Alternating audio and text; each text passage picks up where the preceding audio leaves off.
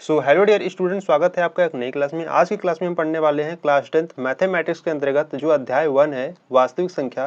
ठीक है, इसको आज हम स्टार्ट करने वाले हैं। ठीक है, समझने वाले हैं वास्तविक संख्या होती क्या है। ठीक है, इनको बहुत ही डिटेल से समझेंगे। ठीक है, बेसिक कॉन्सेप्ट के साथ समझने वाले हैं। ठीक है, तो पहले हम बेसिक को समझेंगे। ठीक है, फिर इसके बाद हम उदाहरण को करेंगे, फिर अगली वीडियो में हम उसके प्रश्नावली को भी देखेंगे। ठीक है, तो पहले समझते हैं वास्तविक संख्या होती क्या है। ठीक है, तो चलो देखते हैं। देखिए, अगर हम बात करें वास्तविक संख्या की, ठीक है, तो यहाँ से अगर मैं बता देता हूँ, ये आपका अध्याय, ठीक है, अध्याय 1 है वास्तविक संख्या, जिसे इंग्लिश में क्या कहते हैं, रियल नंबर। ठीक है, वास्तविक संख्याएं। ठीक है, अध्याय 1 है वास्तविक संख्याएं। ठीक, इसको आज हम देखने वाले हैं। ठीक है, तो पहले हम देखेंगे कि संख्याएं होती क्या है। तो यहाँ से अगर हम संख्याओं की बात करें, ठीक है, तो देखो संख्याएं जो है वो दो भागों में बांटा गया है। ठीक है, संख्याएं दो भागों में बांटा गया है। ठीक है, पहला होता है आपका वास्तविक संख्या, जो आपको क्लास 10th में पढ़ना है। ठीक है, पहला कौन सा होता है, वास्तविक संख्याएं होता है, जो आप क्लास 10th में पढ़ोगे, अध्याय 1 है जो आपका। ठीक है, दूसरा जो संख्या होता है वो होता है काल्पनिक संख्या। ठीक है, दूसरा संख्या कौन सा होता है, काल्पनिक संख्याएं होता है, जो आपको क्लास 11th में पढ़ना है। ठीक है, देखो वास्तविक संख्या की अगर हम बात करें तो वास्तविक संख्या के अंतर्गत आपकी बहुत सारे संख्याएं आती है। ठीक है, जैसे देखो, जैसे अगर हम वास्तविक संख्या के अंतर्गत बात करें तो पहला जो संख्या आता है आपका प्राकृतिक संख्या आता है। ठीक है, पहला कौन सा संख्या आता है, प्राकृतिक संख्या। ठीक है, दूसरा संख्या क्या है, दूसरा संख्या आपका मान लो पूर्ण संख्या आता है, पूर्ण संख्याएं। और तीसरा मान लेते हैं पूर्णांक। ठीक है, पूर्णांक संख्याएं। और चौथा मान लेते हैं परिमेय संख्याएं। ठीक है, परिमेय संख्याएं। और एक और संख्या मान लेते हैं हम, पांचवा, अपरिमेय संख्याएं।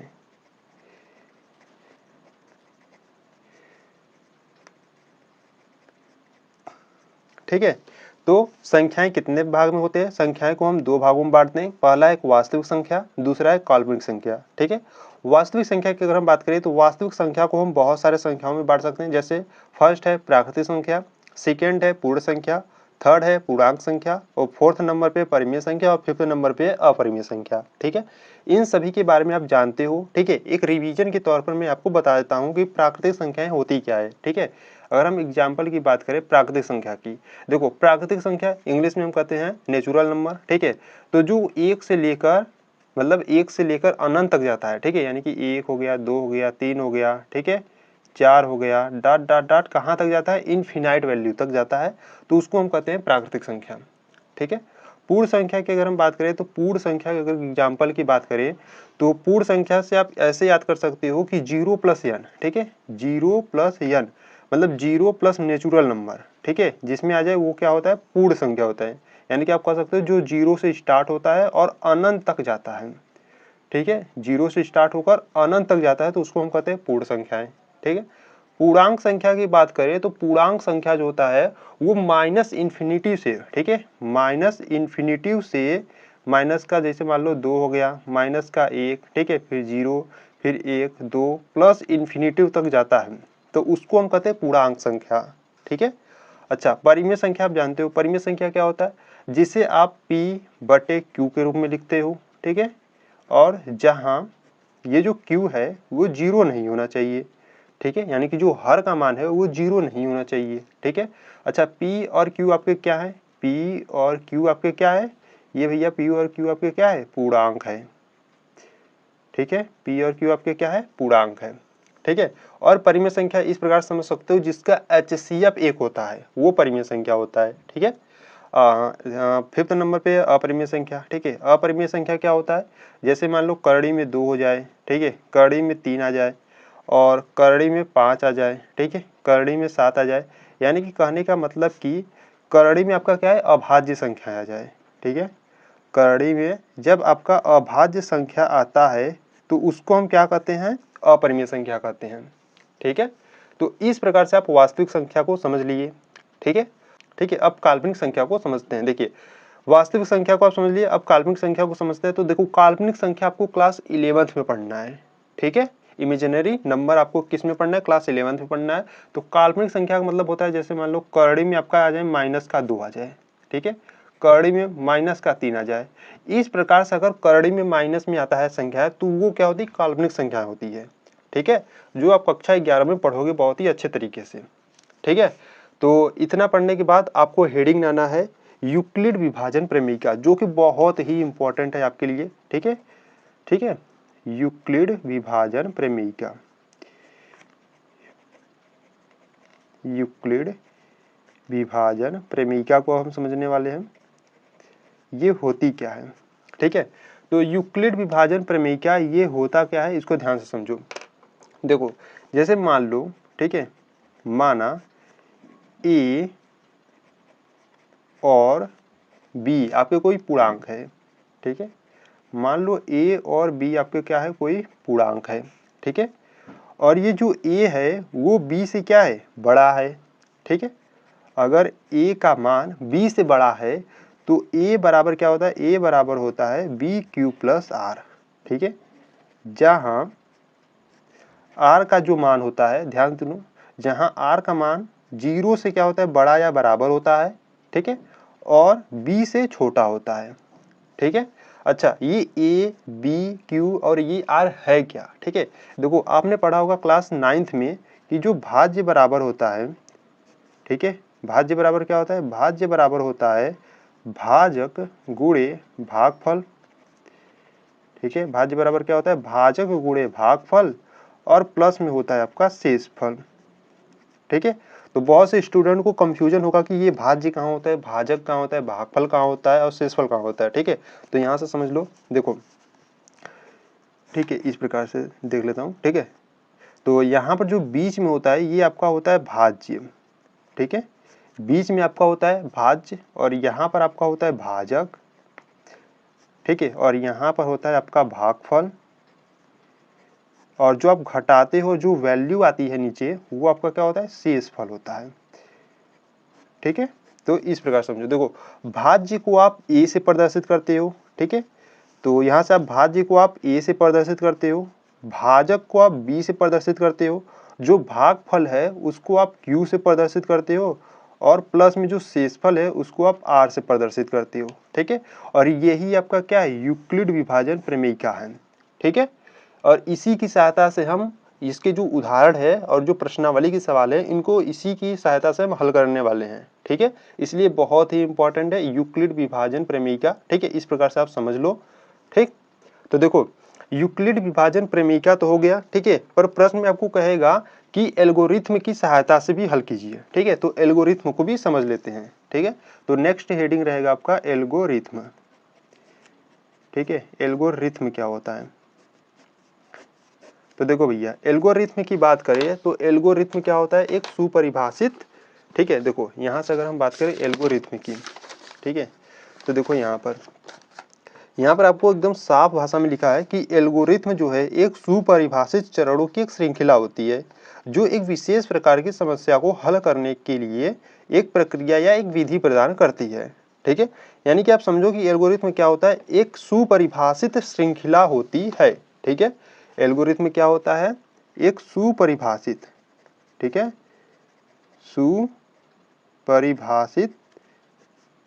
श्रृंखला होती है, ठीक है। एल्गोरिथम क्या होता है, एक सुपरिभाषित चरणों की श्रृंखला होती है, ठीक है, जो एक विशेष प्रकार की समस्या को हल करने के लिए एक प्रक्रिया या एक विधि प्रदान करती है, ठीक है। जब हम सवाल करेंगे तो एल्गोरिथम को बहुत ही अच्छे तरीके से समझ लेंगे। और ये यूक्लिड विभाजन प्रमेयिका क्या होता है ये आप जानते हो, ए बराबर बी क्यू प्लस आर, ठीक है, जहां आर का मान ये आपको ध्यान होना चाहिए, ठीक है, 0 से बड़ा या बराबर होता है और बी से छोटा होता है, ठीक है। इसको आपको बहुत ही अच्छे तरीके से देख लेना है एक बार, ठीक है। तो अब हम क्या करने वाले हैं, अब हम उदाहरण को देखने वाले हैं, ठीक है। तो चलो स्टार्ट करते हैं, ठीक है। तो अब हम क्या करने वाले हैं, हम उदाहरण को देखने वाले हैं, ठीक है, देखते हैं। देखो यहाँ पर अगर हम उदाहरण फर्स्ट की बात करें तो देखो उदाहरण फर्स्ट में आपको दिया है 4052 और 12576 का जो HCF है वो यूक्लिड विभाजन एल्गोरिथम का प्रयोग करके आपको ज्ञात करना है, ठीक है। देखो अब यूक्लिड विभाजन एल्गोरिथ्म का प्रयोग करके आपको ज्ञात करना है, ठीक है। तो यूक्लिड विभाजन प्रमेय आप समझे, a बराबर बी क्यू प्लस आर। और एल्गोरिथ्म क्या होता है? एल्गोरिथ्म जो होता है एक सुपरिभाषित चरणों की श्रृंखला होती है, ठीक है। तो उसकी सहायता से हमको इसका HCF ज्ञात करना है, ठीक है। तो किस प्रकार से करेंगे, किस प्रकार से नहीं, ठीक है, आगे देखते हैं।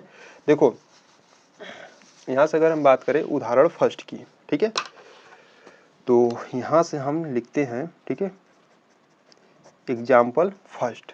आपको जो कुछ दिया क्या है, ठीक है, आपको गिवन क्या है, तो यहाँ से हम लिख लेता हूँ जो दिया है। आपको दिया है एक संख्या, आपको दिया है 4052, ठीक है, और एक संख्या दिया है 12576।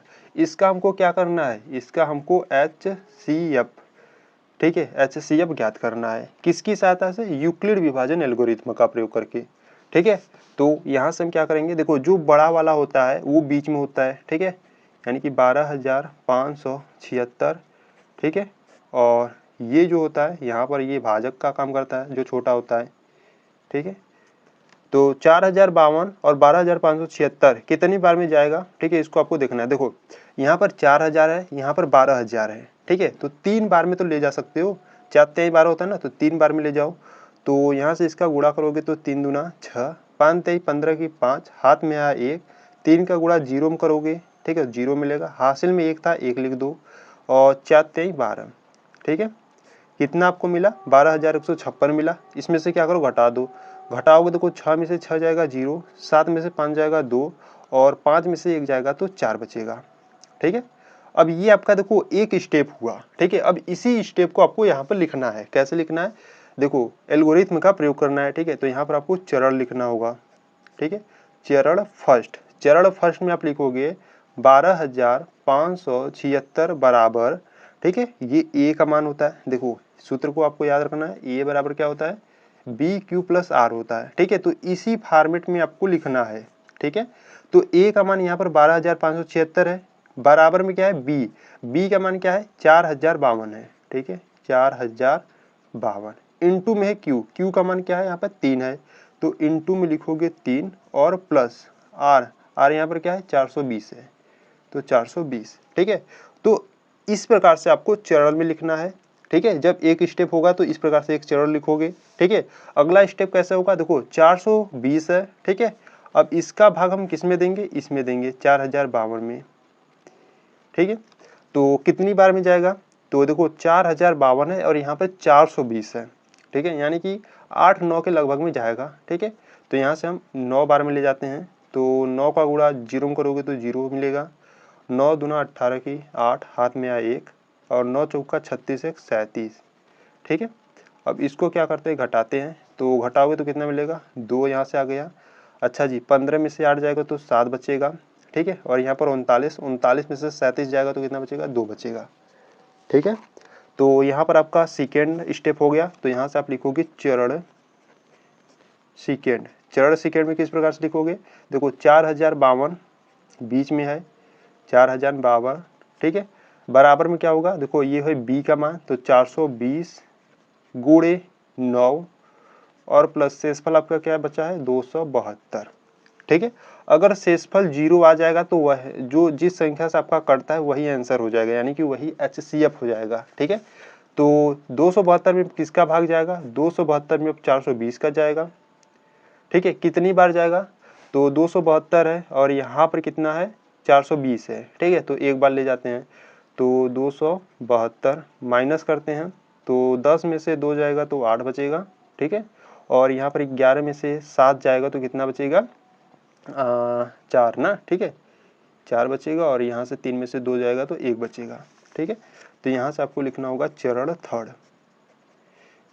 चरण थर्ड में क्या लिखोगे? चरण थर्ड में लिखोगे 420 बराबर 420 बराबर 272 गुणा कितनी बार में ले गए हो? एक बार में, प्लस शेषफल क्या बचा है? शेषफल आपका बचा है 148, ठीक है। अब 148 में किसका जाएगा? 272 का जाएगा, ठीक है।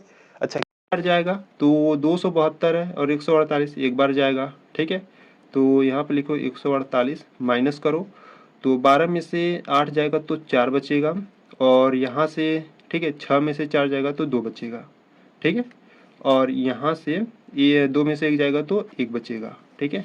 यानी कि यहाँ पर आप लिखो चरण फोर्थ, ठीक है। चरण फोर्थ में क्या लिखोगे, 272 बराबर b का मान है 148 और गुणे कितनी बार मिलेगा, एक बार में, प्लस शेषफल क्या बचा है 124 बचा है, ठीक है। अब यहाँ पर 124 है, अब किस में ले जाओगे, अब किस में ले जाओगे 124 का 148 में, ठीक है।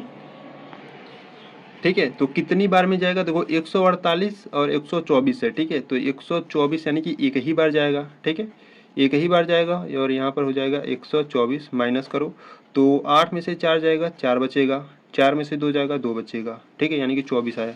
तो यहाँ पर चरण 5 आ गया आपका। चरण 5 में क्या लिखोगे, चरण 5 में लिखोगे 148 बराबर 124 गुणे एक बार में ले गए और शेषफल कितना बचा है 24 बचा है, ठीक है। तो यहाँ पर जगह नहीं है इसलिए हम यहाँ पर ले रहे हैं, ठीक है।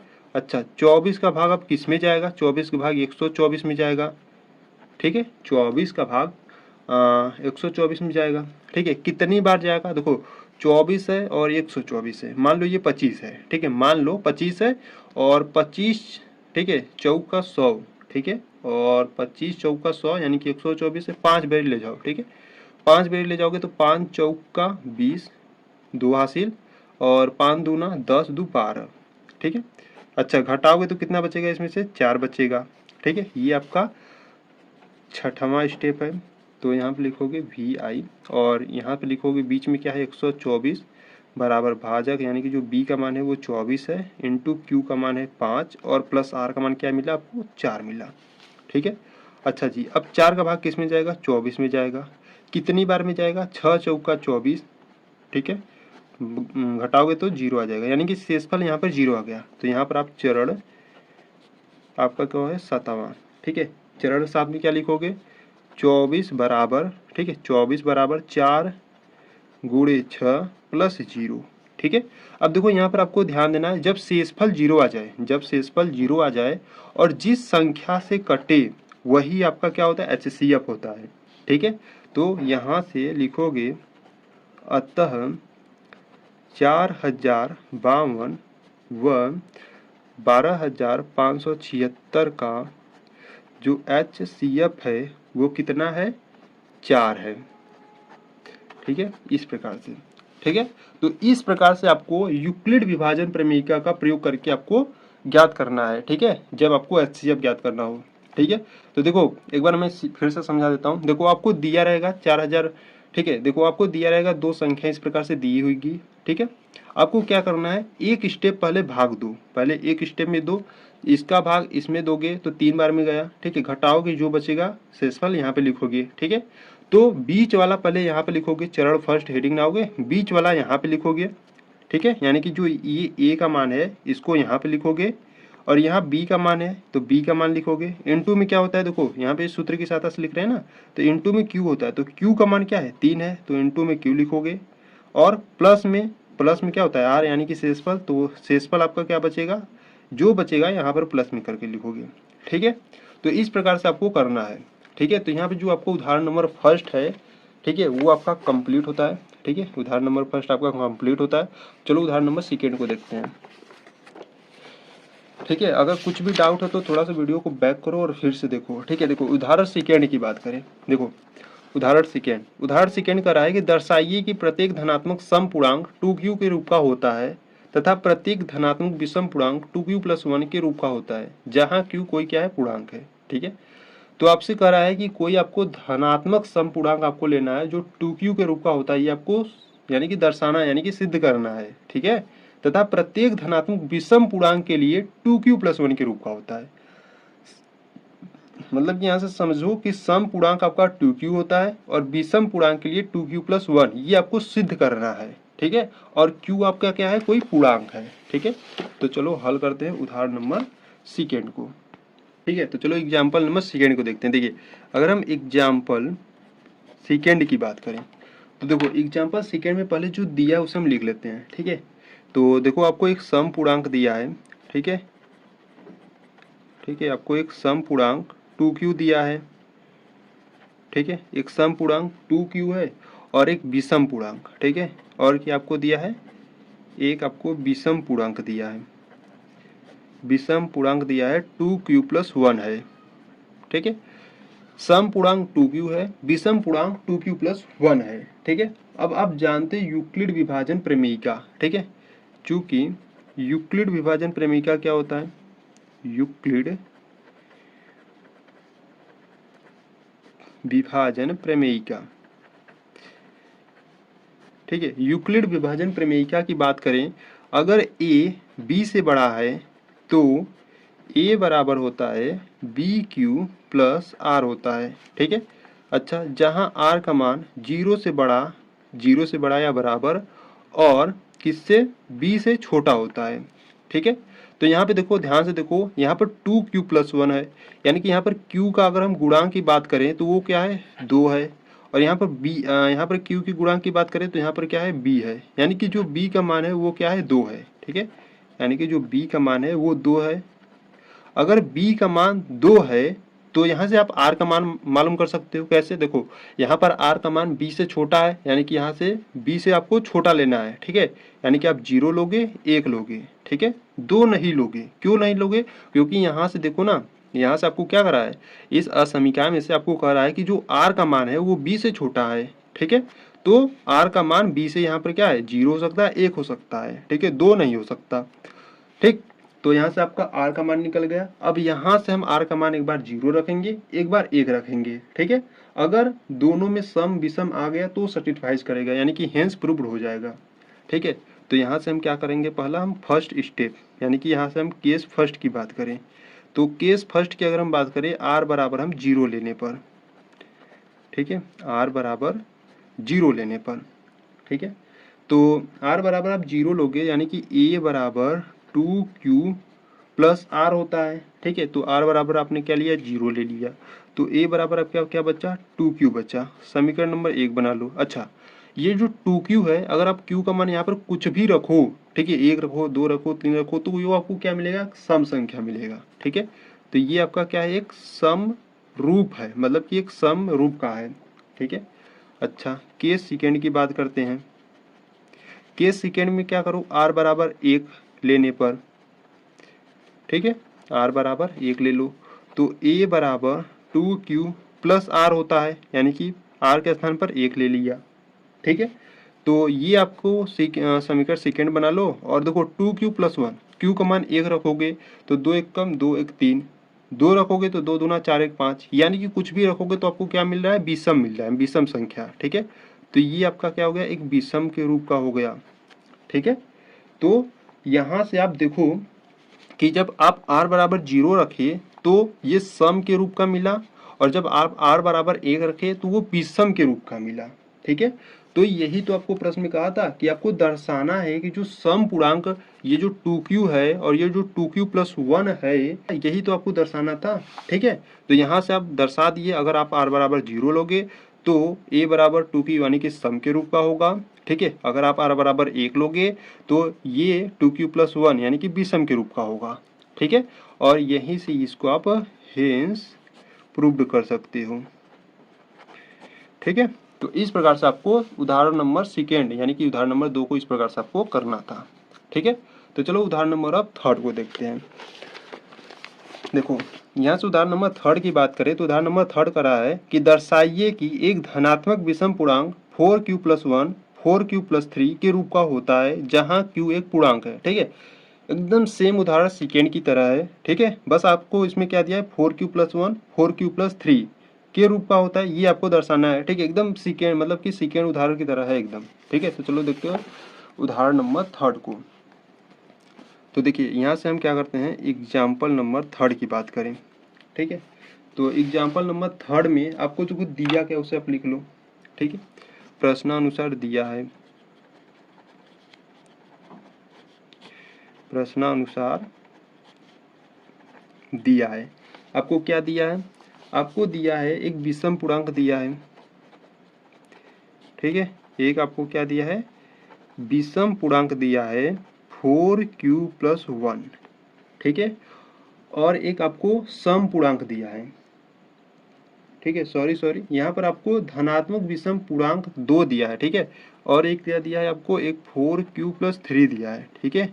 ये आपको 2 धनात्मक विषम पूर्णांक आपको दिया है। अब इसी में आपको ये सिद्ध करना है कि क्या ये एक्चुअल में होते हैं, ठीक है। तो अगर हम बात करें, ठीक है, तो यहाँ से अगर हम यूक्लिड विभाजन प्रमेयिका से बात करें, ठीक है, यूक्लिड विभाजन प्रमेयिका से,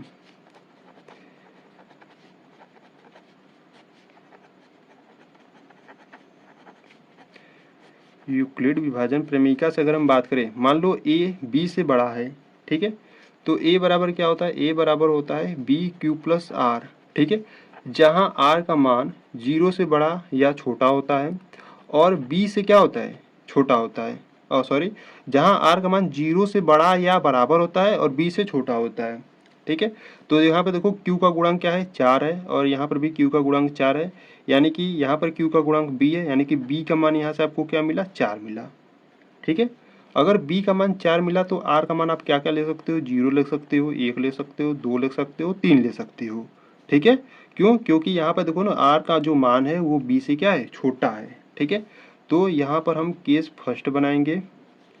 केस फर्स्ट में हम क्या लेंगे, r बराबर 0 लेने पर, ठीक है, जब आप r बराबर 0 लोगे तो a बराबर 4q+r होता है, r बराबर 0 है तो 0, तो a बराबर आपको क्या मिला, 4q मिला। समीकरण नंबर 1 बना। अच्छा, 4q है क्या, ये आपका एक सम है, ठीक है। इसी प्रकार यहाँ से आपको केस सेकेंड बनाना है, ठीक है, r बराबर क्या लो, 1 लो, ठीक है, r बराबर 1 लेने पर तो a बराबर 4q+1 हो जाएगा, ठीक है। इसको सेकेंड समीकरण बनाओ, ठीक है, यानी कि r के स्थान पर आप 1 ले लिए तो 4q+1 हो गया, यानी कि ये आपका क्या है, एक विषम है, ठीक है। q का मान रखो, 1 रखोगे तो 4 एकम 4 एक 5 विषम मिलेगा, 2 रखोगे तो 4 दूना 8 एक 9 विषम मिलेगा, ठीक है। इसी प्रकार से केस थर्ड बनाओ। केस थर्ड में क्या करो, r बराबर 2 लेने पर, ठीक है, r बराबर 2 लोगे तो a बराबर 4q+r होता है, तो r का मान क्या हो गया, 2, तो इसको समीकरण नंबर थर्ड बनाओ। अच्छा, ये क्या है, ये आपका सम है, ठीक है। कैसे, देखो q का मान 1 रखोगे तो 4 एकम 4 प्लस 2 6, यानी कि सम है, 2 रखो 4 दूना 8 प्लस 2 10, सम है, ठीक है। और यहाँ पर एक केस फोर्थ बनाओ, ठीक है, क्या रखोगे, r बराबर 3 लेने पर, ठीक है, r बराबर 3 लेने पर, तो a बराबर 4q+r का मान 3, इसको समीकरण नंबर 4 बनाओ। अच्छा, ये क्या है आपका, ये आपका विषम होगा, ठीक है, q का मान रखकर देख लो, ये विषम है, ठीक है। तो यहाँ से आप कह सकते हो, देखो प्रश्न में आपको कहा था कि विषम पूर्णांक के लिए 4q+1 4q+3 के रूप का हो सकता है, तो आप यहाँ से कहोगे, ठीक है, यहाँ से देखो, यहाँ से आप कह सकते हो कि समीकरण, देखो विषम के लिए ये है और ये समीकरण 4 है, तो समीकरण 2 और समीकरण 4 से आप कह सकते हो, ठीक है, समीकरण 2 व समीकरण 4 से, समीकरण 2 व समीकरण 4 से आप कह सकते हो, देखो समीकरण नंबर 2 क्या है, समीकरण नंबर 2 यहाँ पर विषम के लिए 4q+1, तो यहाँ से 4q+1, ठीक है, व समीकरण 4 क्या है आपका, 4q+3 4q+3, यानी कि समीकरण 2 और समीकरण 4 से हम कह सकते हैं कि जो 4q+1 व 4q+3 एक विषम पूर्णांक है या विषम पूर्णांक के रूप का हो सकता है, ठीक है, एक विषम पूर्णांक, इस प्रकार से आपको सिद्ध करना था, ठीक है। तो कुछ नहीं है, आपको जो दिया है पहले उसको लिख लो, ठीक है, और यहाँ पर q का गुणांक देखो, तो q का गुणांक देखोगे तो यहाँ पर आपको b का मान निकलेगा, b का जो भी मान निकले उससे आप r का मान निकालोगे। बस आपको ये ध्यान देना है, अगर b का मान देखो यहाँ पर 4 है तो r का मान उससे एक कम निकलेगा, यानी कि 0 निकलेगा, 1 निकलेगा, 2 निकलेगा, 3 निकलेगा, 4 नहीं निकलेगा। क्यों, क्योंकि यहाँ से हम समझते हैं, ठीक है, यहाँ पर जो r का मान है वो b से छोटा है, ठीक है। जब यहाँ पर आप r का मान निकाल लोगे तो एक बार r का मान 0 रखो, जितनी बार है उस प्रकार से रखो r का मान, ठीक है, और समीकरण बनाते जाओ। और यहाँ पे आपको ये भी ध्यान देना है, अगर आप समीकरण बना रहे हो तो देखो जैसे समीकरण फर्स्ट बनाए तो ये क्या है, इसको ध्यान देना है, ये सम है तो यहाँ पे लिखो सम है, ठीक है। अगर आप r बराबर 1 ले रहे हो तो यहाँ पर आपको क्या मिल रहा है, समीकरण 2 बनाओगे तो यहाँ पर आपको विषम मिल रहा है, तो यहाँ पर विषम लिखो। ठीक है, तो इस प्रकार से बनाने के बाद जो भी आपको यहाँ पर कहा जाए, ठीक है, उन समीकरण को लो और कह दो कि ये इसके रूप का हो सकता है। ठीक है, अगर नहीं मिलेगा तो नहीं हो सकता। ठीक है, तो इस प्रकार से आप उदाहरण नंबर सेकेंड को बहुत ही अच्छे तरीके से कर लोगे। ठीक है, अगर कुछ भी डाउट है तो वीडियो को एक बार बैक करो और फिर से देखो। ठीक है, तो चलो उदाहरण नंबर अब फोर्थ को देखते हैं। देखो यहाँ से उदाहरण नंबर 4 की बात करें तो उदाहरण नंबर 4 आपसे कह रहा है कि एक मिठाई विक्रेता के पास 420 काजू की बर्फियां और 130 बादाम की बर्फियां हैं। वह इनकी ऐसी ढेरियां बनाना चाहती है कि प्रत्येक ढेरी में बर्फियों की संख्या समान रहे तथा ये ढेरियां बर्फी की परात में न्यूनतम स्थान घेरे। इस काम के लिए प्रत्येक ढेरी में कितनी बर्फियां रखी जा सकती हैं। ठीक है, देखो इन सभी का ये जो क्वेश्चन है इसका जो कीवर्ड है यहाँ पर है न्यूनतम। ठीक है, अगर न्यूनतम के स्थान पर अधिकतम रहता तो वहाँ पर हम एलसीएम निकालते हैं। ठीक है, अगर यहाँ पर न्यूनतम दिया यानी कि एचसीएफ निकालेंगे। ठीक है, इसको आपको ध्यान देना है, जब भी आपको प्रश्न कहे कि न्यूनतम है तो वहाँ पर आपको क्या निकालना है, एचसीएफ निकालना है। ठीक है, तो चलो एग्जाम्पल नंबर 4 को देखते हैं। ठीक है, तो यहाँ से हम एग्जाम्पल 4 की बात करें तो देखो तो आपको जो दिया पहले उससे लिख लो। ठीक है, तो यहाँ से दिया है, क्या दिया है, काजू की बर्फी। ठीक है, आपको क्या दिया है, काजू की बर्फियाँ। काजू की बर्फियाँ जो है वो कितनी है, 420 है। ठीक है, और जो बादाम की बर्फियाँ है वो कितना है, 130 है। ठीक है, और जब न्यूनतम रहता है तो हम क्या निकालते हैं, एचसीएफ निकालते हैं। ठीक है, तो चूंकि यहाँ से हम क्या रखेंगे, यूक्लिड विभाजन प्रमेयिका से, यूक्लिड विभाजन प्रमेयिका से। ठीक है, यूक्लिड विभाजन प्रमेयिका का हम यूज करेंगे। देखो 130 और यहाँ पर है 420। ठीक है, तो 130 छोटा वाला यहाँ पर रहेगा, बड़ा वाला बीच में रहेगा। ठीक है, अच्छा कितनी बार में जाएगा 130 और 420। ठीक है, तो कितनी बार में जाएगा, 3 बार में ले जाओ। तो 13 के 13, 13 दूना 26, 13 3 39, यानी कि 39, जीरो बढ़ा लो, माइनस कर दो, कितना आ जाएगा, देखो 420 में से 390 जाएगा यानी कि 30 आएगा। ठीक है, ठीक है, तो यहाँ पर आपको केस यानी कि चरण आपको लिखना होगा। ठीक है, तो यहाँ पर आप लिखोगे चरण फर्स्ट। चरण फर्स्ट में क्या लिखोगे, चरण फर्स्ट में लिखोगे 420 बराबर 130 गुणे 3 प्लस आर का मान कितना है, 30 है। ठीक है, एकदम उदाहरण जैसे फर्स्ट बताया था उसी प्रकार से आपको करना है। ठीक है, अब एक जो 30 है अब इसमें 130 में जाएगा। ठीक है, कितनी बार ले जाओगे, तो 4 बार ले जाओ, तो 4 3 12 यानी कि 120 आएगा। अच्छा माइनस करोगे तो कितना आएगा, 10। ठीक है, तो यहाँ पर आप लिखोगे चरण सेकेंड। चरण सेकेंड में क्या है, चरण सेकेंड में 130 बराबर 30 गुणे 4, 30 गुणे 4 प्लस शेषफल कितना है, 10 है। ठीक है, अब ये 10 का भाग किस में जाएगा, इस 30 में जाएगा। तो कितनी बार में ले जाओगे, 3 बार में ले जाओगे तो 30 हो जाएगा, माइनस करोगे 0 यानी कि शेषफल क्या आ गया, 0। तो यहाँ पर आप लिखोगे चरण थर्ड। चरण थर्ड में लिखोगे 30 बराबर भाज्य बराबर भाजक गुणे भागफल यानी कि 10 गुणे 3 प्लस शेषफल कितना बचा, 0 बचा। ठीक है, अच्छा किस संख्या से ये इसमें विभाजित हो गया यानी कि इसका पूरा भाग चला गया, 10। तो ये जो 10 है ये 30 को क्या किया, विभाजित कर दिया 3 बार में। ठीक है, यानी कि ये जो इसका जो एचसीएफ होगा वो कितना होगा, 10। ठीक है, यानी कि यहाँ से आप लिखोगे अतः 420 और 130 का जो एचसीएफ है, वो 10 है। ठीक है, तो यहाँ पर आप लिखोगे कि जो विक्रेता है, ठीक है, जो विक्रेता है वो 10-10, ठीक है, 10-10 बर्फियाँ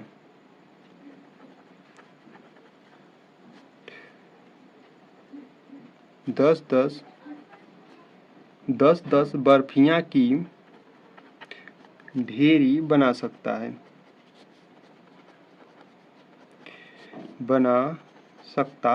ठीक है, तो इस प्रकार से आपको करना है। ठीक। न्यूनतम जब भी आपको दिया रहेगा तो वहाँ पर आपको HCF निकालना है, ठीक है। और यहाँ पर यूक्लिड विभाजन प्रमेयिका से लगाना है, तो इस प्रकार से आपको चिरल भी लिखना होगा, ठीक है।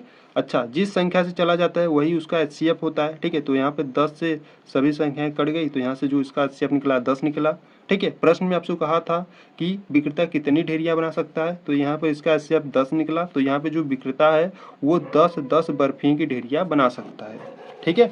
तो यहाँ पे जो उदाहरण नंबर 4 था ये आपका कंप्लीट हुआ, ठीक है। अब इसके बाद जो है प्रश्नावली के सवाल है, ठीक है। इसके बाद प्रश्नावली है, प्रश्नावली 1.1। इसमें कितने क्वेश्चन, इसमें 5 क्वेश्चन है, ठीक है। और पूरे क्वेश्चन को देखने वाले हैं, ठीक है।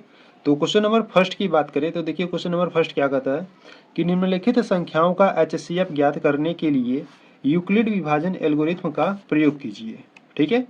तो यूक्लिड विभाजन एल्गोरिथ्म होता क्या है ये हम बता चुके हैं, ठीक है। रिवीजन के तौर पर, ठीक है, थोड़ा सा और बता देंगे, ठीक, रिवीजन भी हो जाएगा आप लोगों का, ठीक। तो इसमें आपको दिया है, पहला दिया है 135 और 225 का HCF आपको ज्ञात करना है यूक्लिड विभाजन एल्गोरिथ्म का उपयोग कर, ठीक है। तो चलो क्वेश्चन नंबर फर्स्ट का फर्स्ट देखते हैं, ठीक है। तो यहाँ से हम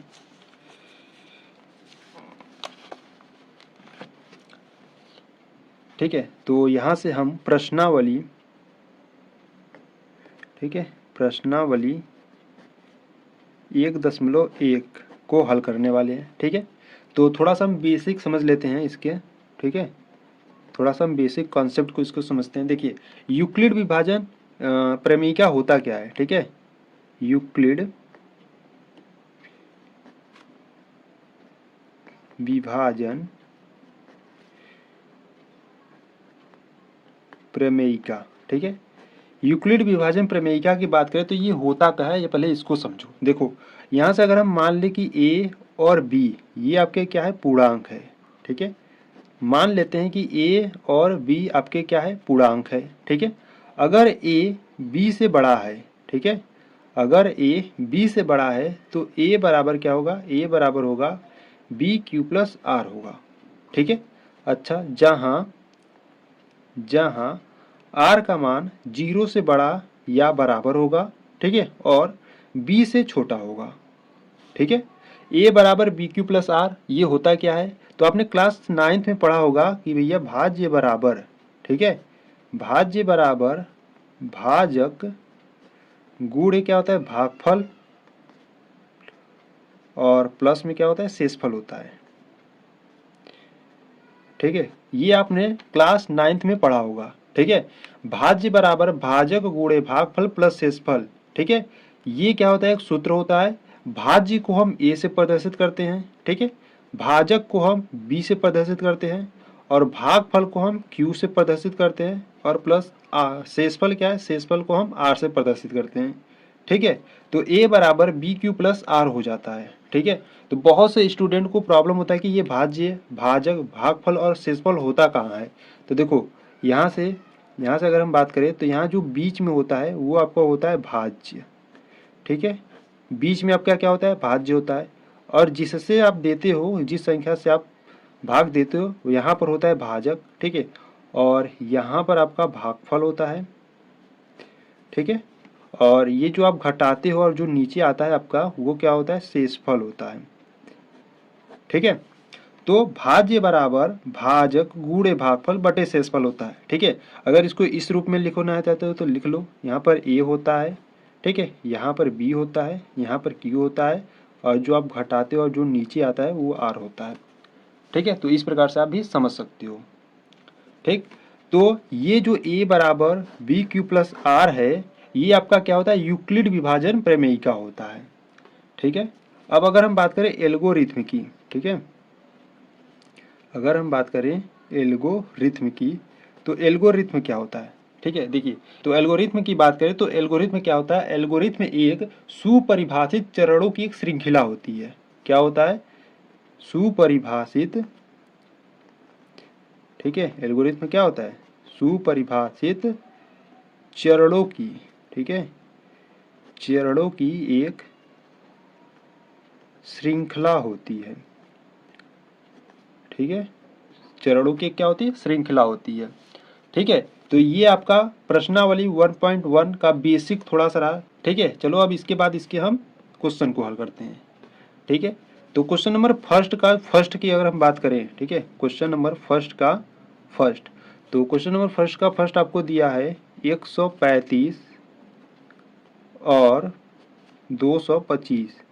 ठीक है, 135 और 225 का आपको HCF ज्ञात करना है यूक्लिड विभाजन एल्गोरिथ्म का यूज कर। ठीक है, तो यहाँ से पहले हम क्या करेंगे, भाग देंगे। ठीक है, तो जो बड़ा वाला होता है उसको हम कहाँ रखते हैं, बीच में रखते हैं। ठीक है, यहाँ पर आता है आपका 225 हो जाएगा। ठीक है, और यहाँ से 135 और इसको हम भाग देंगे। तो देखो कितनी बार में जाएगा, 135 है और यहाँ पे 225 है, तो एक बार में ले जाओ तो कितना आ गया, 135। ठीक है, यहाँ पर माइनस करो, 5 में से 5 जाएगा 0। ठीक है, और यहाँ से 12 में से 3 जाएगा तो कितना बचेगा, 4 बचेगा। ठीक है, 12 में से 3 जाएगा तो 9 बचेगा ना। ठीक है, तो यहाँ से एक स्टेप जब आपका पूरा हो जाएगा तो यहाँ से आपको लिखना होगा चरण। ठीक है, एल्गोरिथ्म का भी यूज करना है। प्रश्न में आपको कहा है कि यूक्लिड विभाजन एल्गोरिथ्म, और एल्गोरिथ्म आपको बताया ना, एक सुपरिभाषित चरणों की एक श्रृंखला होती है। तो जब एक स्टेप हो जाए तो यहाँ पर आपको चरण लिखना होगा। किस प्रकार से लिखोगे, यहाँ पर आप चरण फर्स्ट हेडिंग बनाओगे। अब देखो यहाँ पर ये जो 225 है ये ए है, 135 बी है, जो 1 है वो आपका क्यू है, और ये जो 90 है ये आपका आर यानी कि शेषफल है।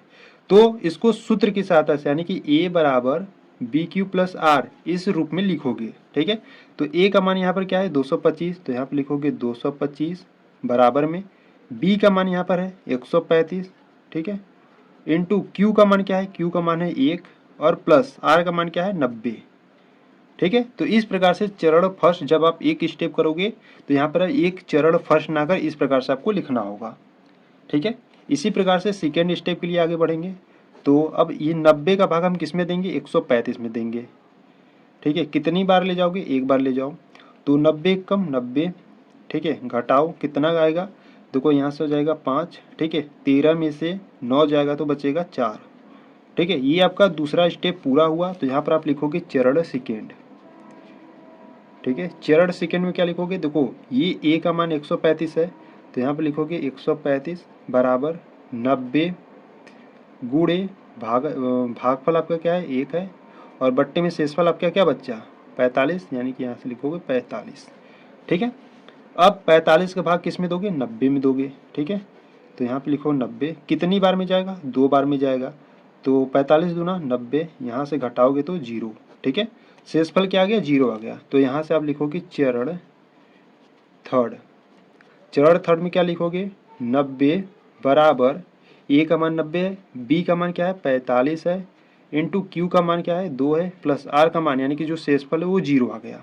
ठीक है, जब शेषफल 0 आ जाता है, ठीक है, जब शेषफल 0 आ जाता है और जिस संख्या से, ठीक है, जिस संख्या से भाग पूरा चला जाता है वही आपका संख्या क्या होता है, HCF होता है। ठीक है, यानी कि यहाँ पे जो भाजक आपका है 45, इसकी सहायता से ये जो शेषफल है वो क्या आ गया, 0 आ गया। तो यहाँ पर ये जो भाजक में आपको मिलेगा वो आपका HCF होगा। ठीक है, तो यहाँ पर जो आपका HCF है वो कितना है, 45 है। ठीक है, तो यहाँ पर आप लिखोगे अतः 135 और 225 का जो HCF है वो कितना है, 45 है। ठीक है, इस प्रकार से आपको करना है। ठीक है, तो ये क्वेश्चन नंबर फर्स्ट का फर्स्ट हुआ है। ठीक है, चलो क्वेश्चन नंबर सेकेंड को देखते हैं। ठीक, तो क्वेश्चन नंबर सेकेंड की बात करें तो क्वेश्चन नंबर सेकेंड में आपको दिया है 196 और 38,220। ठीक है, 196 और 38,220 दिया है। ठीक है, अब इसको आपका HCF ज्ञात करना है। तो देखो पहले क्या करो, जो बड़ा है उसको बीच में रखो, यानी कि 38,220। ठीक है, और यहाँ पर क्या रहेगा 196।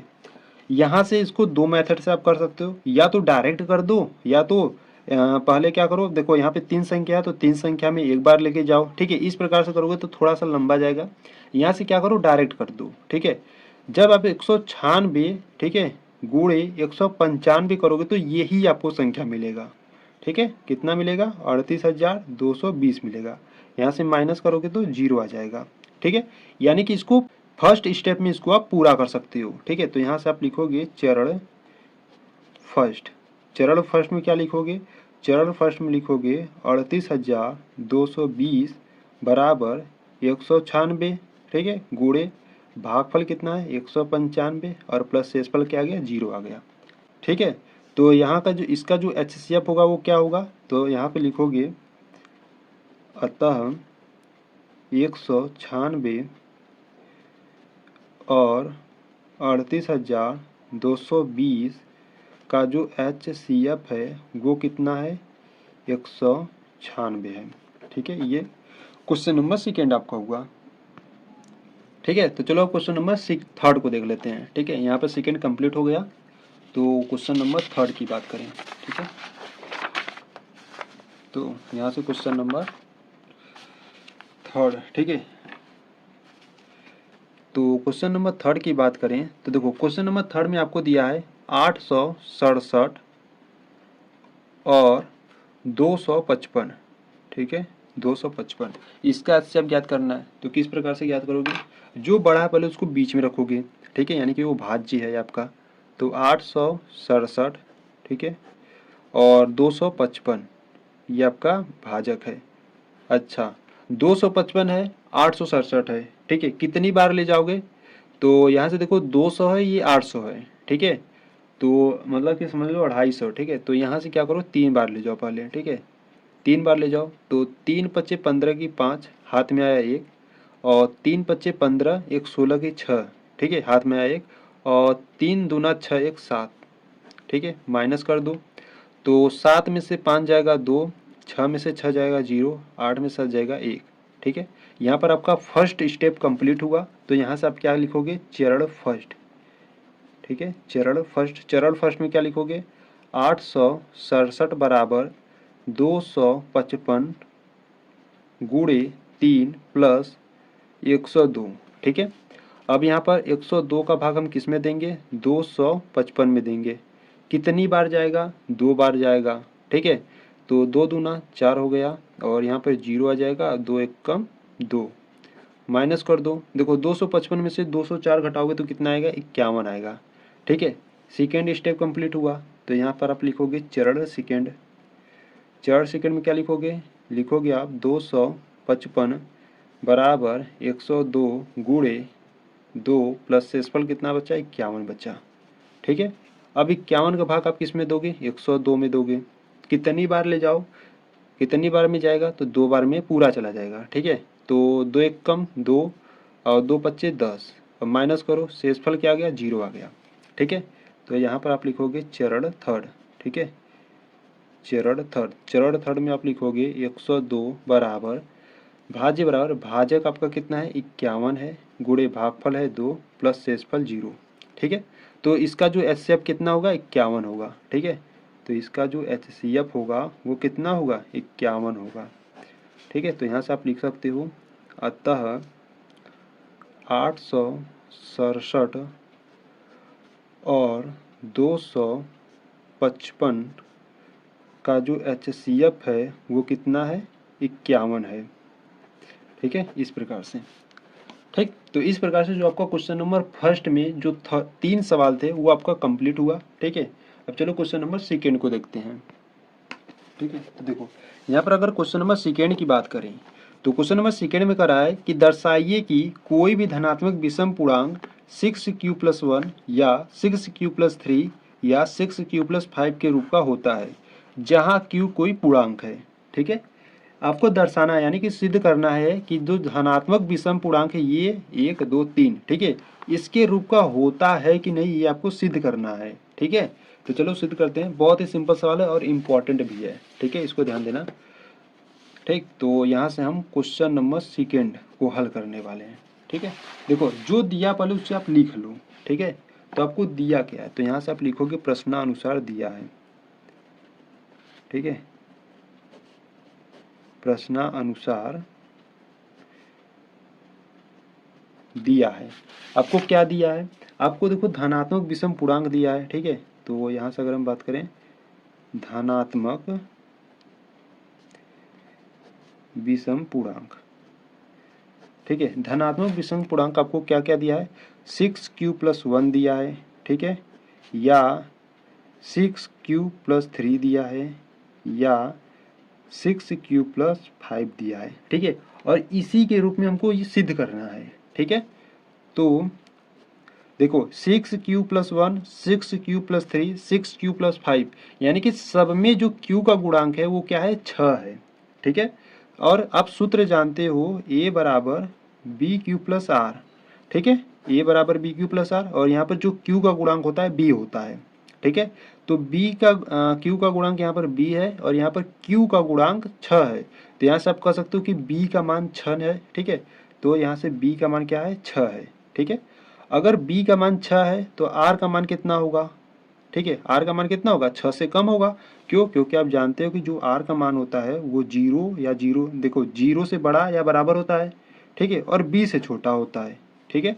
तो यहाँ से b का मान अगर 6 है तो r का मान आपका होगा 0 होगा, 1 होगा, 2 होगा, 3 होगा, 4 होगा, 5 होगा, ठीक है, 6 से कम ही होगा, ठीक। तो यहाँ से आप r का मान निकालिए, ठीक, और यहाँ से b का मान निकाल लिए। तो यहाँ से आपको क्या करना है, अब लिखो केस फर्स्ट। अब आपको r का मान 0 रखो, एक बार 1 रखोगे, एक बार 3, ठीक है, इसी प्रकार से आपको रखना है, ठीक है। केस फर्स्ट में यदि r बराबर, केस फर्स्ट में क्या लिखोगे, यदि r बराबर 0 लेने पर, ठीक है, यदि r बराबर आप 0 ले रहे हो तो देखो सूत्र क्या होता है, a बराबर bq+r होता है, ये सूत्र होता है, ठीक है। तो a बराबर b का मान क्या है, b का मान क्या है, 6 है, 6 q प्लस r का मान क्या रख रहे हो, 0 रख रहे हो, ठीक है। तो यहाँ से a बराबर क्या निकला आपका, 6q निकला, ठीक है। इसको समीकरण नंबर 1 बनाओ। अच्छा ये 6q है, क्या है आपका, सम है कि विषम, तो यहाँ से 6q आपका सम है, ठीक है। इसी प्रकार केस सेकेंड बनाओ। केस सेकेंड में यदि r बराबर 0 ले लिए, ठीक है, अब 1 लो, r बराबर 1 लेने पर, तो r बराबर 1 लोगे तो a बराबर 6q प्लस r के स्थान पर 1 रखो, ठीक है। इसको क्या करो, समीकरण नंबर सेकेंड बनाओ। अच्छा 6q+1 क्या है, यह आपका विषम है, तो यहाँ पर विषम लिखो, ठीक है। अब यहाँ पर आप केस थर्ड बनाओगे, केस थर्ड, ठीक है। केस थर्ड में क्या लिखोगे, r बराबर 2 लेने पर, ठीक है, r बराबर 2 लो तो a बराबर आपका क्या निकलेगा, 6q प्लस r के स्थान पर क्या रख दो, 2 रख दो। इसको समीकरण नंबर थर्ड बनाओ। अच्छा 6q+2 ये क्या है, आपका सम है, ठीक है। कैसे सम हो रहा है ये आप जानते हो ना, देखो यहाँ पर q का मान अगर आप 1 रखोगे तो 6 एकम 6 प्लस 2 8, यानी 8 क्या है, एक सम है। 2 रखोगे तो 6 दूना 12, 2 14 सम है, ठीक है। तो q का मान अगर कुछ भी रखो वो संख्या सम आना चाहिए, ठीक है। तो अगर देखो यहाँ पर q का मान अगर 1 रखोगे तो 6 है, यहाँ पर 1 रखोगे तो 6 एकम 6 एक 7, 7 क्या है, एक विषम है, ठीक है। तो इस प्रकार से यहाँ पर हम लिख रहे हैं, ठीक है। तो r बराबर 2 ले लिए, अब r बराबर 3 लेते हैं, तो यहाँ पर लिखोगे केस 4। केस 4 में हम यदि r बराबर 3 लेने पर, ठीक है, जब r बराबर आप 3 लोगे तो a बराबर 6q+3 हो जाएगा, ठीक है। इक्वेशन नंबर क्या बनाओ, इसको 4 बना लो। तो यहाँ देखो 6q+3, ठीक है, ये आपका क्या है, ये आपका विषम है, ठीक है। और यहाँ से आप केस 5 बना लो। केस 5 में यदि r का मान 4 लेने पर, ठीक है, 4 लो तो a बराबर क्या निकलेगा आपका, 6q प्लस r के स्थान पर 4 रख दो, ये समीकरण नंबर 5 हो गया। अच्छा 6q+4 ये आपका क्या है, सम है, ठीक है, ठीक। अब यहाँ पर आपका केस 6 बनेगा, ठीक है। केस 6 में क्या रखोगे, यदि r बराबर 5 लेने पर, ठीक है, r बराबर 5 लेने पर, तो a बराबर 6q+5 हो जाएगा। समीकरण नंबर 6 बना लो। अच्छा जी, 6q + 5 ये आपका क्या है, ये आपका विषम है। ठीक है, तो यहाँ से आपको क्या आपको प्रूव करना था, आपको ये प्रूव करना कि एक धनात्मक विषम पूर्णांक 6q + 1, 6q + 3, 6q + 5 के रूप का होता है। तो यहाँ से ध्यान से देखो, 6q + 1 समीकरण 2 से मिला, ठीक है, और 6q + 3 समीकरण 4 से मिला, और 6q + 5 समीकरण नंबर 6 से मिला। ठीक है, तो यहाँ पर आप क्या लिखोगे, यहाँ पर आप लिखोगे अतः समीकरण 6q + 1 किससे, समीकरण 2, अतः समीकरण 2 व समीकरण 4 व समीकरण 6 से, ठीक है, समीकरण 2, 4, 6 से हम कह सकते हैं, ठीक है, से हम कह सकते हैं कि जो 6q + 1 या 6q + 3 या 6q + 5 के रूप का हो सकता है, कि रूप का हो सकता है। ठीक है, ठीक इस प्रकार से आपको ये प्रूव करना था। ठीक है, तो जो क्वेश्चन नंबर सेकेंड था, आपको कुछ नहीं करना था, बस आपको ये ध्यान देना था, आपको देखो दिया क्या है, आपको दिया है धनात्मक विषम पूर्णांक, आपको देखो दिया है 6q + 1 दिया है। ठीक है, q का गुणांक देखो 6 है, तो यहाँ से b का मान निकाल लोगे। ठीक है, b का मान निकालोगे तो यहाँ से r का भी मान निकल जाएगा। बस आपको ये ध्यान देना है, अगर b का मान अगर 6 है तो r का मान 5 तक होगा, यानी कि b से क्या होगा, कम होगा। ठीक है, इस सूत्र के साथ से आप समझ सकते हो। ठीक है, अब r का मान निकालने के बाद r का मान 0 रखो, फिर 1 रखो, जितना r का मान निकलेगा उसी प्रकार से इस प्रकार से आपको रखते जाना है और इस प्रकार से समीकरण बनाते जाना है। ठीक है, और आपको जो प्रूव करना है, देखो यहाँ पे 6q + 1 है, 6q + 3 और 6q + 5 है, तो इन समीकरण में जो जहाँ जहाँ आपको मिल रहा है तो उन समीकरण से आप कह सकते हो कि इसके रूप का हो सकता है। ठीक है, तो यहाँ पर जो क्वेश्चन नंबर सेकेंड था बहुत ही अच्छे तरीके से और सिंपल मेथड से ही है। ठीक है, कंप्लीट हुआ। तो चलो क्वेश्चन नंबर अब थर्ड को देखते हैं। ठीक है, तो देखो यहाँ से क्वेश्चन नंबर थर्ड की बात करें तो क्वेश्चन नंबर थर्ड करा है कि किसी परेड में 616 सदस्यों वाली एक सेना यानी कि आर्मी की टुकड़ी को 32 सदस्यों वाली एक आर्मी बैंड के पीछे मार्च करना है। दोनों समूहों को समान संख्या वाले स्तंभों में मार्च करना है। उन स्तंभों की अधिकतम संख्या क्या है जिसमें वे मार्च कर सकते हैं। ठीक है, तो देखो यहाँ पर कहा है अधिकतम संख्या, और यहाँ पर आपको क्या दो शब्द दिए हैं। ठीक है, किसी परेड में 616 सदस्यों वाली एक सेना है जो आर्मी की है, और 32 सदस्यों वाली एक आर्मी बैंड के पीछे मार्च करना है। ठीक है, तो यहाँ पर आपको दो अंक दिए हैं, 616 और 32। ठीक है, तो यहाँ से क्वेश्चन नंबर थर्ड की बात करें, ठीक है, तो यहाँ से हम हल करते हैं क्वेश्चन नंबर थर्ड। ठीक है, question number third, question number देखो जो दिया पहले उसे लिखो। ठीक है, तो यहाँ से हम लिखेंगे प्रश्नानुसार दिया है। ठीक है, प्रश्नानुसार दिया है, क्या दिया है, आपको दिया है जो सदस्यों वाली सेना है। ठीक है, जो सदस्यों वाली सेना है वो कितनी है, 616 है।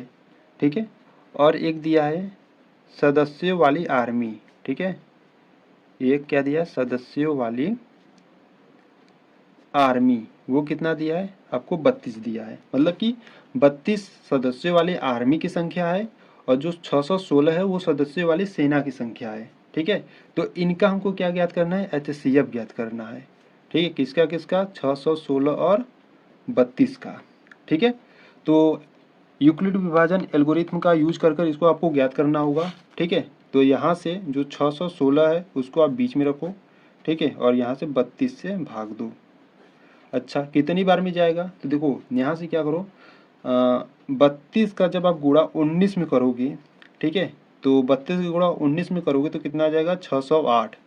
ठीक है, 19 बार में जाएगा तो 608 मिलेगा।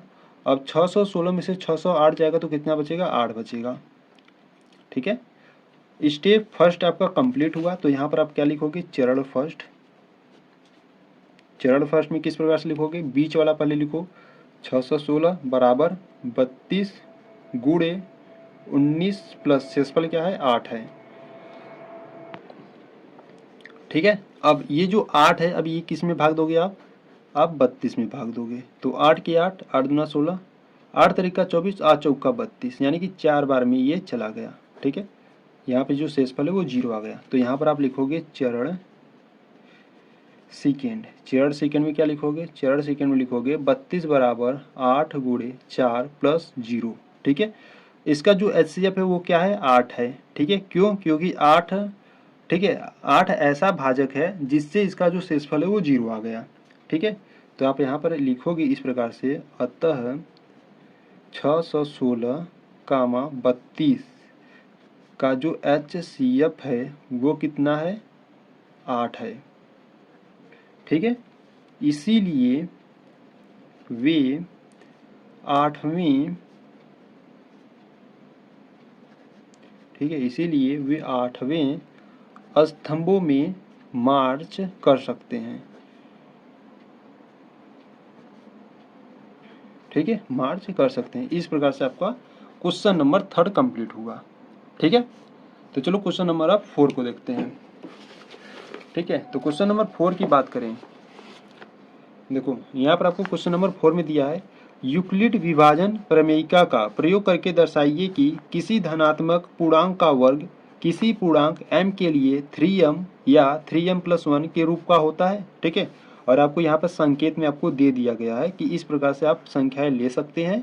ठीक है, और उनका वर्ग कर 3m+1 के रूप में लिखा जा सकता है। ठीक है, ये आपको संकेत में दिया रहेगा, अगर बोर्ड एग्जाम में आएगा तो ये आपको संकेत में देगा। ठीक है, तो चलो इसको हल करते हैं, बहुत ही सिंपल मेथड से हल करने वाले हैं।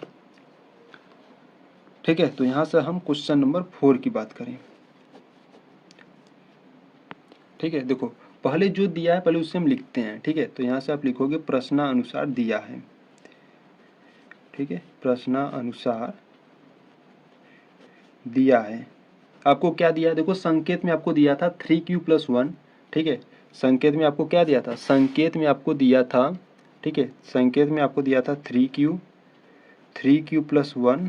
ठीक है, या और एक दिया था ना आपको संकेत में 3q+1 और हाँ 3q+2। ठीक है, ये आपको क्या दिया था? ये आपको संकेत में दिया था।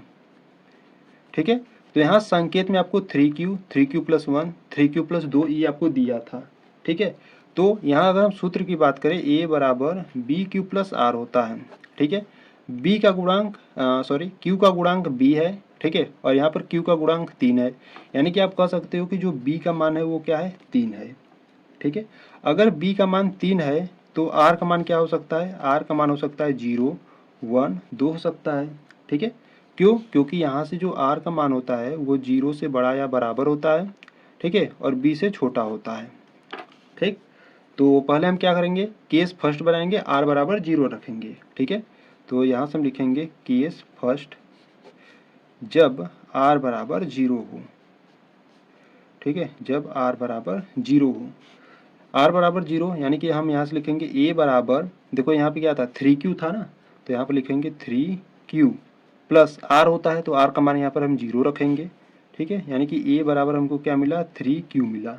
ठीक है, और प्रश्न में आपको कहा था यूक्लिड विभाजन प्रमेयिका का प्रयोग करके दर्शाइए कि किसी धनात्मक पूर्णांक का वर्ग, ठीक है, वर्ग कहा गया है प्रश्न में आपको, तो यहाँ से आपको दोनों पक्षों का वर्ग करना होगा। ठीक है, तो यहाँ से आप लिखोगे दोनों पक्षों का वर्ग करने पर।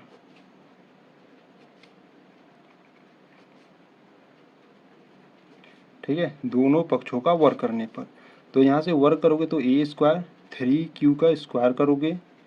ठीक है, तो यहाँ से मिलेगा a² बराबर 3 का स्क्वायर करोगे तो कितना मिलेगा आपको? 9q² मिलेगा। ठीक है, तो इसको आपको किस में कन्वर्ट करना है? 3m में कन्वर्ट करना है, यानी कि बदलना है। तो इस प्रकार से लिख सकता हूँ क्या? a² = 3 × 3q²। ठीक है, जब गुणा करोगे तो यही तो आएगा। ठीक, तो a² बराबर इस 3 को रखो, इसको क्या करो ना, इसको आप यम मान लो। ठीक है, इसको क्या करो? यम मान लो, तो ये हो गया यम, यानी कि a² = 3m। और यहाँ पर आपको बता देना है कि भैया यम बराबर हम क्या माने हैं? 3q²। ठीक है, ये यम बराबर हम क्या माने हैं? 3q² माने हैं। ठीक है, तो इसको क्या करो? ये देखो ए जो इसका वर्ग है वो 3m के रूप का हो गया, ठीक है। अब हमको क्या करना है, देखो एक कहा था 3m, एक कहा था 3m प्लस 1, और एक रूप में आपको बनाना है 3m प्लस 2, ठीक है। 3m प्लस 1 नहीं, ये आपको नहीं बनाना है, बस ये आपको दो रूप में बनाना है, ठीक है। r बराबर 0 रखे तो ए स्क्वायर बराबर 3m आ गया, ठीक है, एक ये हो गया। अब यहाँ पर हम केस सेकेंड बनाएंगे। केस सेकेंड में अब r बराबर हम क्या रखेंगे, 1 रखेंगे, ठीक है। केस सेकेंड में जब r बराबर 1 हो तो यहाँ से क्या हो जाएगा, a बराबर 3q प्लस r का मान 1 है, ठीक। दोनों पक्षों का वर्ग करेंगे, दोनों पक्षों का वर्ग करने पर, ठीक है, दोनों पक्षों का वर्ग करोगे तो ए स्क्वायर बराबर यहाँ से 3q प्लस 1 का होल स्क्वायर हो जाएगा, ठीक है। तो इसको क्या करो, ओपन करो, तो a प्लस बी के होल स्क्वायर पर ओपन करोगे तो इसका क्या निकलेगा आपका 9q स्क्वायर प्लस 1 का स्क्वायर 1 होता है, प्लस 2a भी होता है, मतलब कि यहाँ से हो जाएगा 3 दूना 6q, ठीक है। तो इसको क्या करो, सही रूप में पहले लिख लो, तो यहाँ से हो जाएगा 9q square plus 6q plus 1, ठीक है। तो ए स्क्वायर इज इक्वल टू, यहाँ से क्या करो 3 कॉमन कर लो, ठीक है। 3 कॉमन करोगे तो यहाँ से बचेगा 3q स्क्वायर और प्लस यहाँ पर क्या बचेगा 2q, ठीक है, और प्लस 1। अब इसको क्या करो m मान लो, ठीक है। स्क्वायर इज इक्वल टू 3, इसको अगर m मान लिए तो इंटू m हो जाएगा प्लस 1, ठीक है। और यहाँ पर आपको बता देना है कि m बराबर आप क्या माने हो, m बराबर आप माने हो 3q स्क्वायर प्लस 2q माने हो, ठीक है। इस प्रकार से आपको बता देना है। तो यहाँ पर 3m प्लस 1 के रूप का हो गया, ठीक है। एक पर r का मान एक और है, अब r का मान जब 2 होगा तब क्या 3m प्लस 1 के रूप का आ सकता है, इसको हम चेक करने वाले हैं, ठीक है। तो यहीं पर देख लेते हैं, केस हम थर्ड बनाने वाले हैं, ठीक है। जब r का मान कितना हो, 2 हो, ठीक है।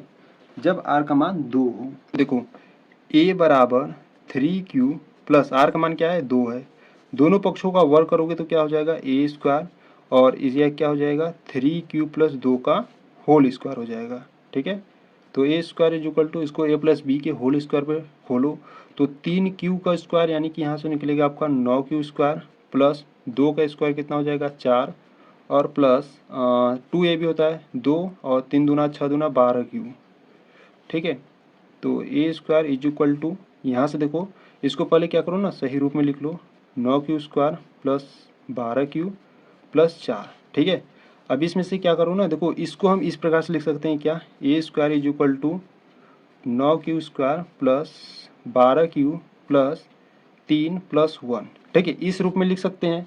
तो यहाँ से हम क्या करेंगे, ए स्क्वायर इज इक्वल टू, इसमें से 3 को कॉमन करेंगे तो यहाँ से निकलेगा आपका 3q स्क्वायर प्लस 4q और प्लस 1, और यहाँ पर प्लस 1 बचेगा, ठीक है। 3 तो कॉमन हो गया तो यहाँ पर 1 बचेगा, ये प्लस 1 यहाँ पर रहेगा, ठीक है। तो ए स्क्वायर इज इक्वल टू, अब इसको क्या करो, ये जो है ना इसको m मान लो, तो यहाँ से 3m और प्लस 1, ये आपका निकला, ठीक है।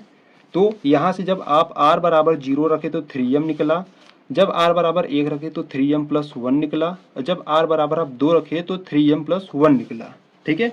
तो आप यहाँ से कह सकते हो कि अतः, ठीक है, अतः इस प्रकार, ठीक है, इस प्रकार से आप लिखो, अतः इस प्रकार प्रत्येक के वर्ग के, अतः इस प्रकार प्रत्येक के वर्ग को 3m या 3m प्लस 1 के रूप में लिखा जा सकता है, ठीक है। इस प्रकार से आपको प्रूव कर देना है, ठीक है। तो ये जो क्वेश्चन नंबर 4 है, ठीक है, बहुत ही सिंपल है, बस आपको क्या करना है, यहाँ से आपको r का मान, सॉरी, यहाँ से आपको b का मान ज्ञात करना है, b का मान निकल जाएगा तो r का मान रख देना है, ठीक है, r का मान निकाल लेना, और यहाँ से r का मान रखते जाना है, ठीक है, और वर्ग करते जाना है, ठीक है। और यहाँ से थोड़ा सा ध्यान देना है कि आपको m बनाना है तो इस प्रकार से बनाएं कि 3m आ जाए, ठीक है। तो इस प्रकार से आपको करना है, ठीक।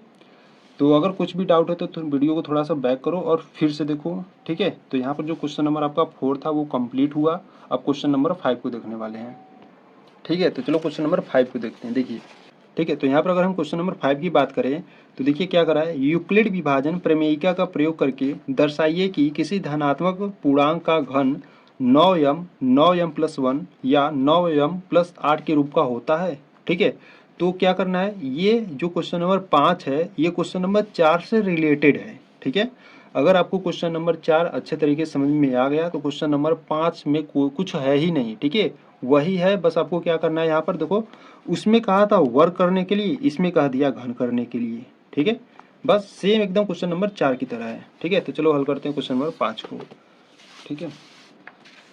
ठीक है, तो क्वेश्चन नंबर 5 में देखो पहले जो दिया पहले हम उसे लिख लेते हैं, ठीक है। ठीक है, तो यहाँ से हम हल करने वाले हैं क्वेश्चन नंबर 5 को, ठीक है। तो यहाँ से देखो आपको क्या क्या दिया था, आपको दिया था 9m, ठीक है, और 9m+1, ठीक है, या 9m+8, इसके रूप में आपको क्या करना है, बनाना है, ठीक है। तो पहले आप मान लो, ठीक है, माना q क्या है आपका, कोई धनात्मक पूर्णांक है, ठीक है। माना q कोई धनात्मक पूर्णांक है, ठीक है। तो माना q कोई आपका क्या है, धनात्मक पूर्णांक है, ठीक है। तो देखो क्वेश्चन नंबर 4 में आपको क्या दिया था, क्वेश्चन नंबर 4 में आप ध्यान दो, क्वेश्चन नंबर 4 में आपको दिया था 3q+1 और, ठीक है, यही दिया था ना आपको, 3q+1 दिया था, ठीक है। यानी कि यहाँ पे q का गुणांक 3 है, ठीक है, और a बराबर bq+r से तुलना करोगे तो यहाँ से जो b का मान निकलेगा वो क्या निकलेगा, b का मान 3 निकलेगा, ठीक है।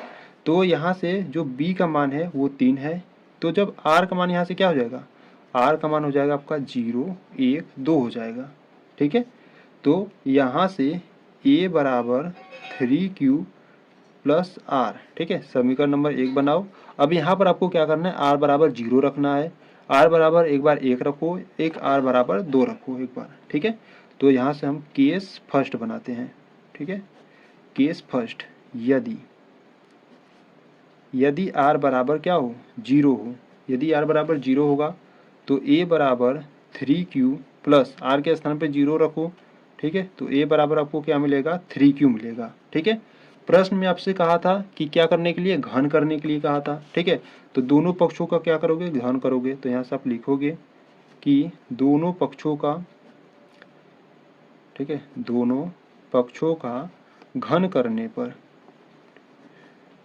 दोनों पक्षों का घन करो यानी कि क्यूब करो, ठीक है। तो यहाँ से क्या निकलेगा, a³ इज इक्वल टू, यहाँ पे 3q है तो यहाँ पे 3q का घन यानी कि क्यूब करो। तो a³ इज इक्वल टू 3 का करो, देखो 3 का क्यूब कितना होता है, 3 का क्यूब 27 होता है, यानी कि 3 का गुणा 3 बार करो, ठीक है। और यहाँ से क्यूब, ठीक है, यानी कि क्यूब का क्यूब है, क्यूब का क्यूब है, ठीक है, यानी कि क्यूब का क्यूब है, ठीक है। तो यहाँ से देखो आपको क्या बनाना है, आपको क्या यहाँ पर बनाना है, आपको 9m बनाना है, ठीक है। तो कैसे 9m बनाओगे, तो यहाँ से लिखोगे a³ इज इक्वल टू, यहाँ से क्या करो ना, 9 कॉमन कर लो, ठीक है। 9 कॉमन करोगे तो यहाँ पर क्या बचेगा, 3q³ बचेगा, ठीक है। अब इसको क्या करो, आप m मान लो, ठीक है। तो a³ इज इक्वल टू 9 और इसको आप क्या मान लिए, m मान लिए, ठीक है। तो a³ is equal to 9m आपका निकल गया, ठीक है। तो यहाँ पर आपको बता देना है कि जो m बराबर आप क्या माने हो, m बराबर आप 3q³ माने हो, ठीक है। इसी प्रकार केस सेकेंड बनाएंगे हम, ठीक है। केस सेकेंड में क्या रखेंगे हम, यदि r बराबर 1 हो, ठीक है।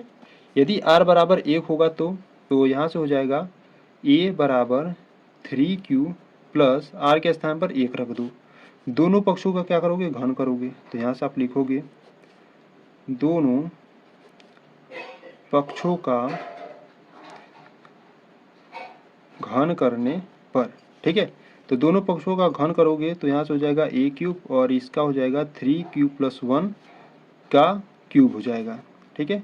तो A cube is equal to, देखो यहाँ पर ए प्लस बी के होल क्यूब पर आपको खोलना है इसको, ठीक है।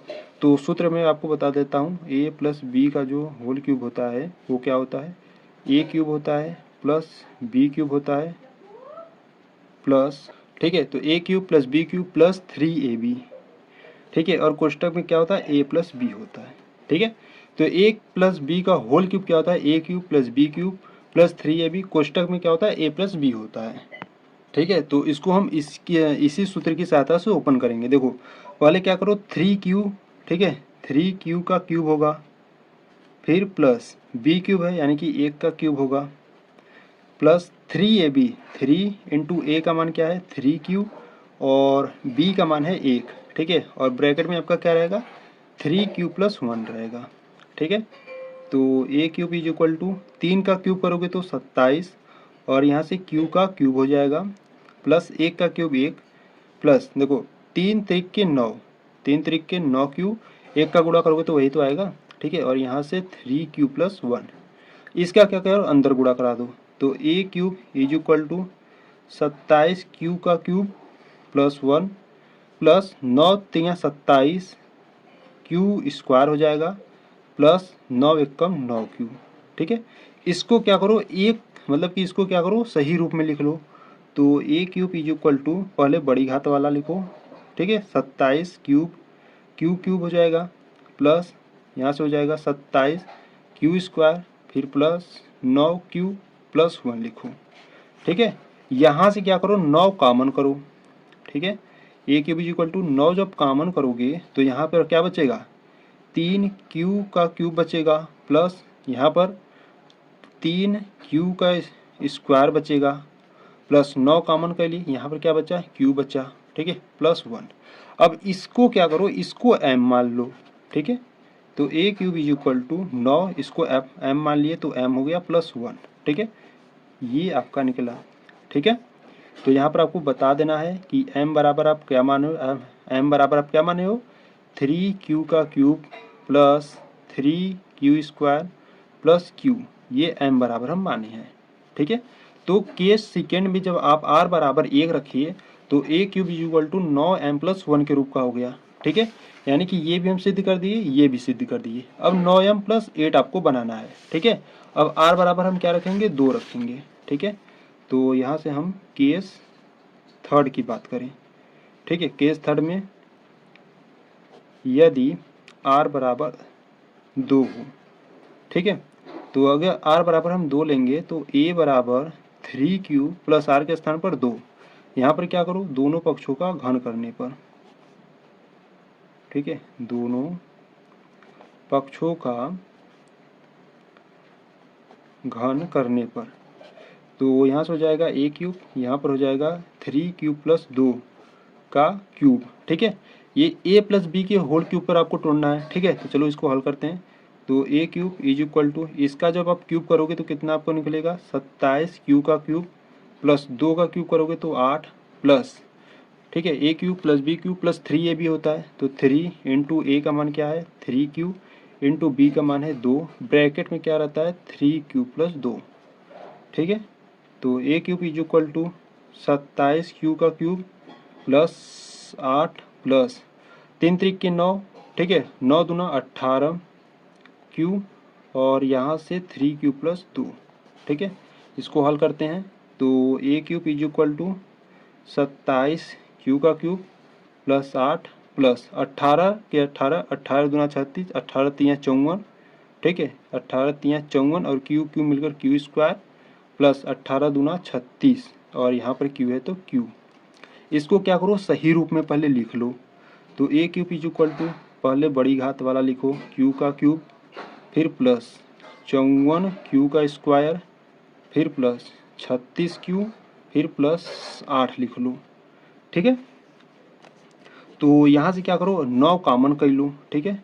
A cube is equal to 9 common करोगे तो यहाँ पर आपको मिलेगा 3q का क्यूब प्लस, ठीक है, यहाँ पर आपको क्या मिलेगा 3q का क्यूब मिल गया और यहाँ से आपको निकलेगा 6q स्क्वायर प्लस 9 कॉमन किए तो यहाँ पर 4q प्लस का 8, ठीक है। तो इसको आगे हल करते हैं यहाँ पर, तो यहाँ से निकला आपका ए क्यूब इज इक्वल टू इसको क्या करो, इसको m मान लो। तो इसको जब m मानोगे, ठीक है, तो यहाँ पर आपका m हो गया और यहाँ पर प्लस में क्या है आपका 8 है, ठीक है, यानी कि a क्यूब बराबर 9m प्लस 8 हो गया, ठीक है। तो यहाँ पर आपको बता देना है m का मान आप क्या माने हो, m का मान आप माने हो 3 cube plus 6 Q square plus 4 Q, ठीक है, ये आपका m का मान है, ठीक है। तो यहाँ से आप लिखोगे अतः किसी धनात्मक, ठीक है, अतः किसी धनात्मक पूर्णांक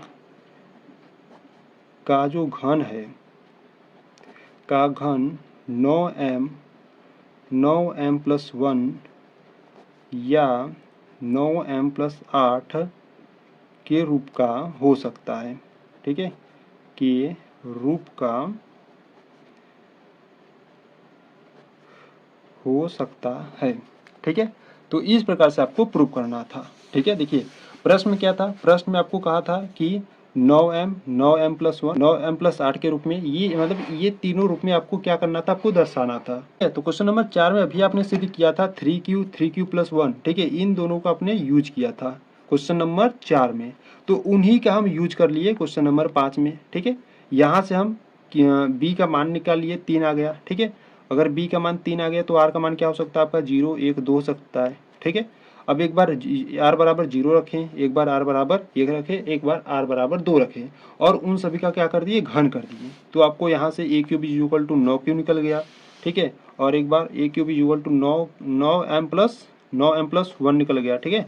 a cube is equal to 9m निकल गया, a cube is equal to 9m plus 1 और यहाँ पर एक बार a cube is equal to 9m plus 8 निकल गया, ठीक है, यानी कि इसके रूप का हो सकता है, ठीक है। तो इस प्रकार से आपको क्वेश्चन नंबर 5 को हल करना है। तो कुछ भी डाउट है तो थोड़ा सा वीडियो को बैक करो और फिर से देखो, ठीक है। तो यहाँ पर जो क्वेश्चन नंबर 5 है वो आपका कंप्लीट हुआ, ठीक है। इस प्रश्नावली में आपके टोटल 5 ही क्वेश्चन थे, ठीक है, यानी कि ये जो प्रश्नावली 1.1 है ये आपका पूरी तरह से समाप्त हुआ, ठीक है। तो चलो मिलते हैं नेक्स्ट वीडियो में, तब तक के लिए जय हिंद जय भारत।